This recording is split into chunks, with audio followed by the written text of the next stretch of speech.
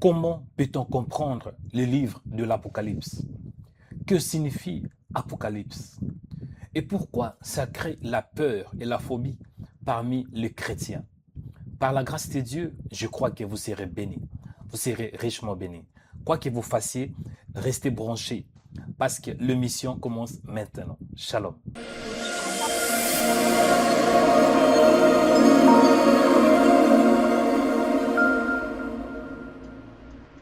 Shalom, bien-aimés dans le Seigneur, que Dieu vous bénisse, que la paix et que la grâce du Seigneur soient votre partage.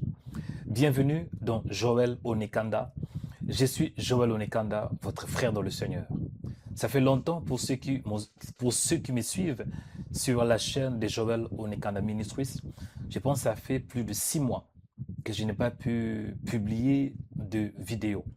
Mais Dieu a permis que je sois de retour. Et par la grâce de Dieu, aujourd'hui, c'est une nouvelle vidéo et qui va vous bénir.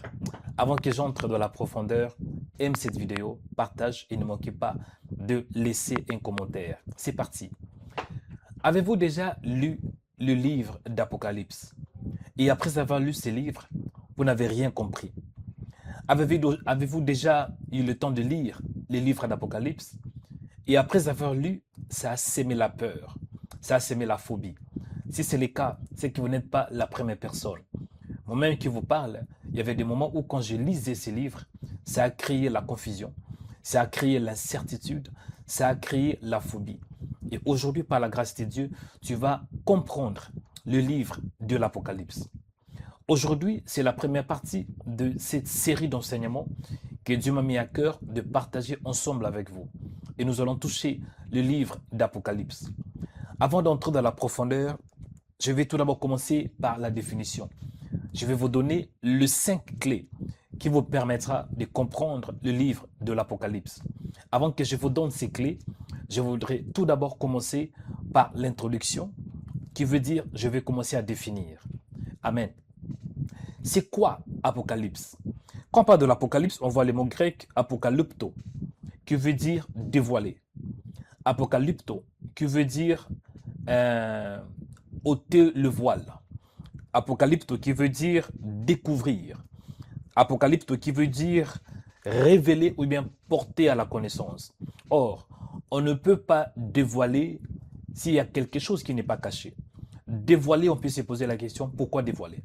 Bien-aimé, le livre de l'Apocalypse nous dévoile, ça ôte le voile des choses qui vont arriver au temps de la fin. Ça ôte le voile, ça ôte l'incertitude. C'est la raison pour laquelle je crois que lorsque tu lis vraiment le livre de l'Apocalypse avec la révélation du Seigneur, ça ne peut pas créer l'incertitude. Au contraire, ça te donnera de l'assurance, ça te donnera de la garantie, ça te donnera de la sécurité. Parce que le but de ce livre était de donner la sécurité aux chrétiens qui étaient persécutés en ce temps-là. Et je crois que Dieu te donnera la certitude et la sécurité au nom de Jésus de Nazareth. Donc, Apocalypse signifie porter à la connaissance, dévoiler. Apocalypse signifie même manifester. C'est-à-dire, il y avait le ténèbre, maintenant la lumière apparaît. Donc, Apocalypse veut aussi dire en quelque sorte l'apparition de la lumière. C'est là où on parle de la révélation. Parfois on dit le livre de l'Apocalypse et parfois on peut aussi dire le livre de révélation de Jésus-Christ. Ok, la question que doit se poser, ce qui est plus important, c'est ça. Comment peut-on comprendre le livre de l'Apocalypse? Aujourd'hui, c'est la première partie. Je vous recommande de suivre cette série. Je pense au total, il y aura 5 séries, ou bien 5 enseignements, 5 parties. Et ces parties vous permettra d'avoir une bonne compréhension du livre de l'Apocalypse. Amen. Voici le premier point.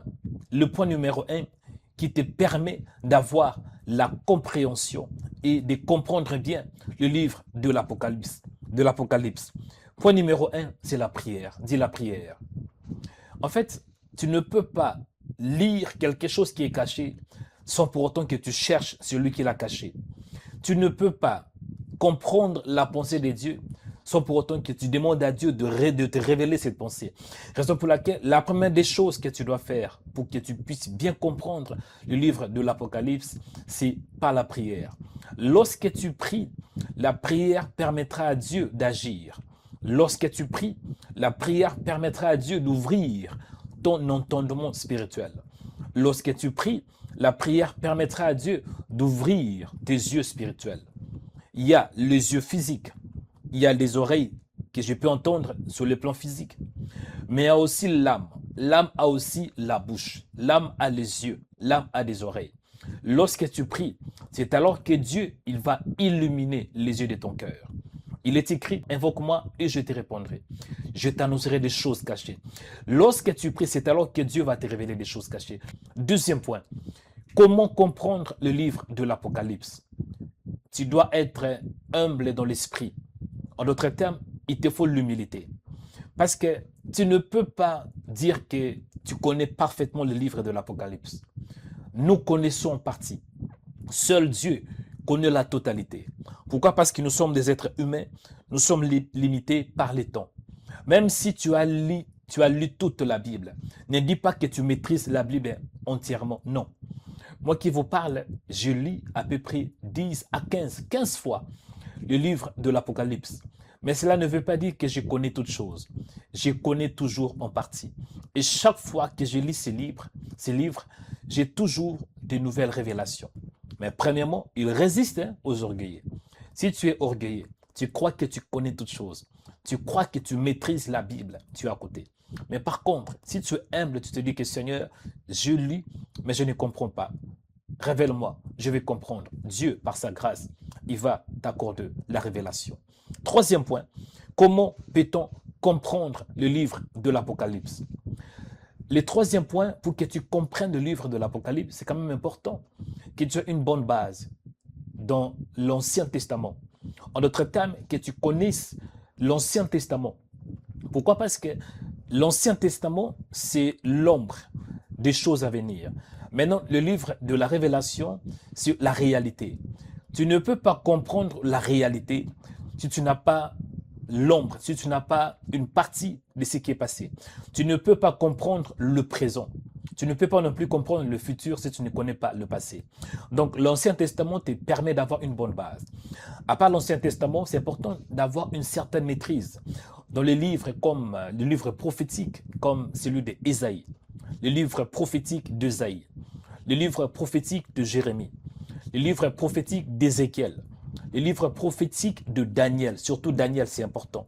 Et surtout que tu connaisses aussi le livre prophétique de Malachie. Ça te permettra d'avoir une bonne base, même aussi le livre de Zacharie.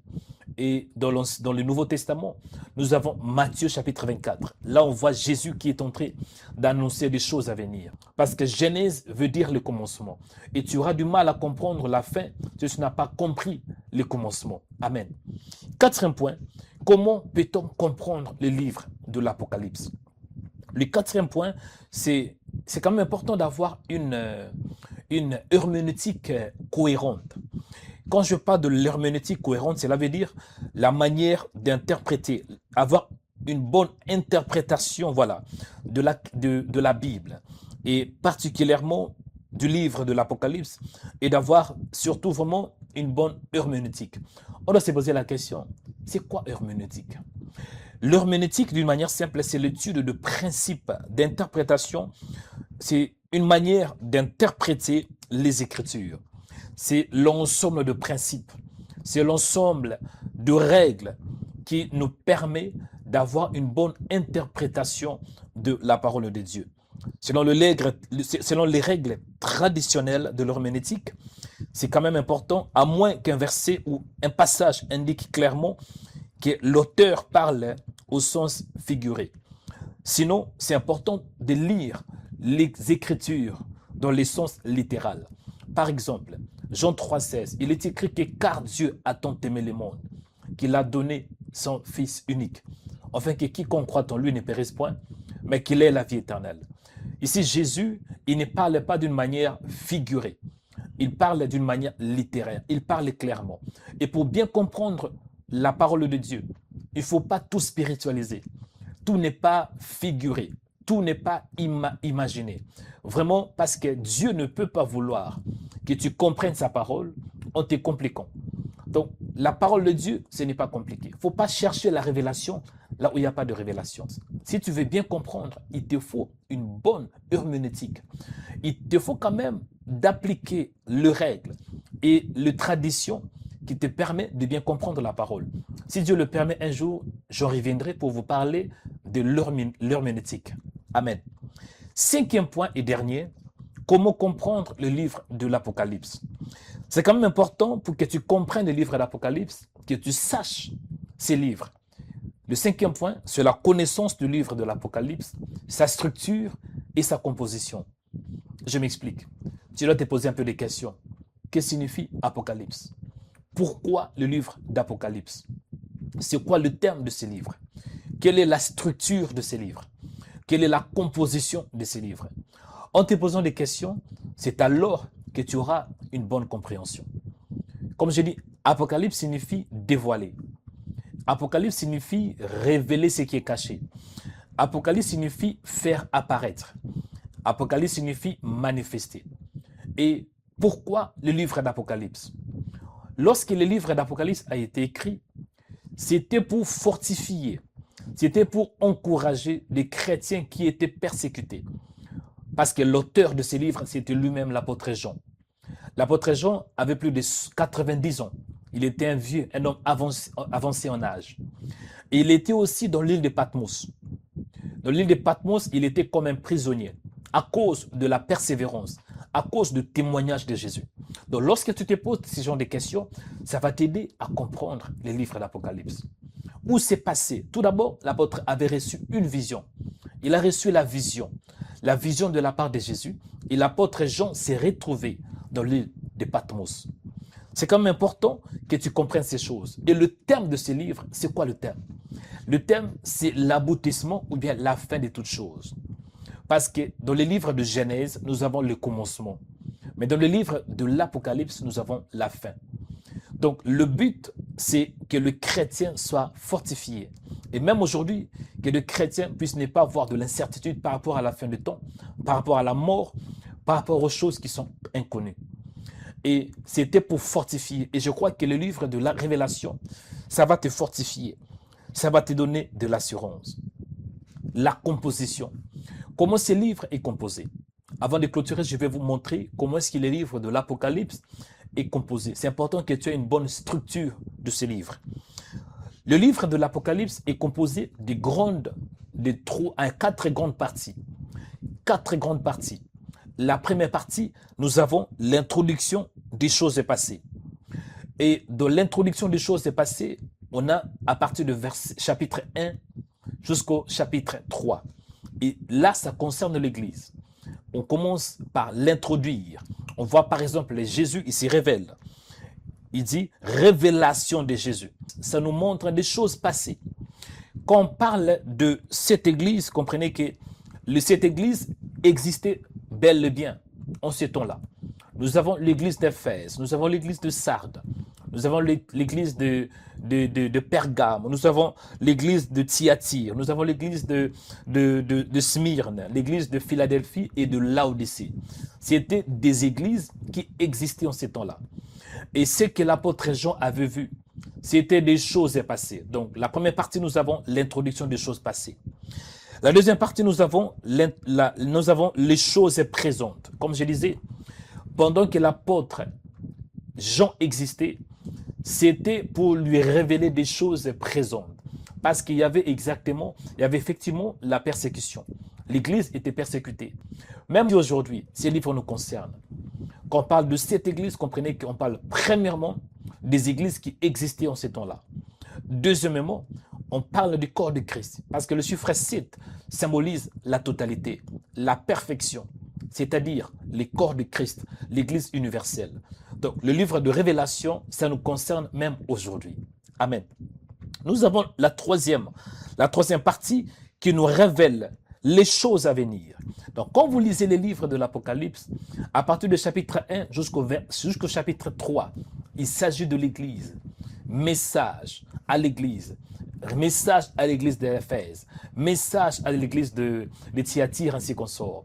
Le premier au troisième chapitre, il s'agit de l'église. La troisième partie, maintenant, c'est les choses à venir.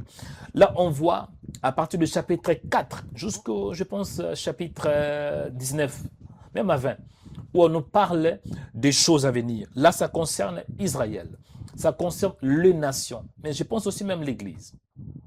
Et dans les choses à venir, nous avons le trône de Christ. Dans les choses à venir, nous avons l'ouverture des sept sceaux. Dans les choses à venir, nous avons aussi la condamnation de la grande Babylone. Dans les choses à venir, nous avons, par exemple, le préparatif et même la bataille finale, qu'on appelle la bataille d'Armageddon et le règne de Milan. Et dans la quatrième partie, nous avons maintenant le dernier message de l'Église. Et nous avons aussi dans la quatrième partie, ça commence à partir du chapitre 20 jusqu'au chapitre 22, où on nous voit, où on peut voir clairement que l'apôtre maintenant reçoit la révélation d'un nouveau ciel et de la nouvelle terre. Et là, c'est le dernier message, le dernier message de la Bible. Voici un peu ce que Dieu m'a mis à cœur en ce qui concerne le livre de l'Apocalypse. Aujourd'hui, c'était la première partie. Ne manquez pas la deuxième partie. Pour ne pas manquer la deuxième partie, aimez la vidéo, partagez et ne manquez pas de laisser un commentaire. Bien-aimés, si vous n'êtes pas encore abonné, je vous recommande de vous abonner. Pourquoi? Parce que lorsqu'il y aura la deuxième partie vous permettra d'être informé. Et pour que tu aies l'information, tu dois t'abonner. Abonne-toi en cliquant sur la cloche s'abonner. C'était Joël Onekanda. Que Dieu vous bénisse. Je pense que par la grâce de Dieu, nous allons nous retrouver à la deuxième partie. Ne manquez pas de laisser un commentaire. Est-ce que tu veux rajouter quelque chose? Est-ce qu'il y a quelque chose que j'ai manqué par vos commentaires? Vos commentaires sont très importants. Ça m'aide à améliorer aussi mes enseignements. Que la paix et que la grâce de notre Seigneur Jésus-Christ soit votre partage. Amen. Des jours de prière, des jours d'adoration, des jours de gloire, des jours de puissance, des jours d'onction prophétique par le Saint-Esprit.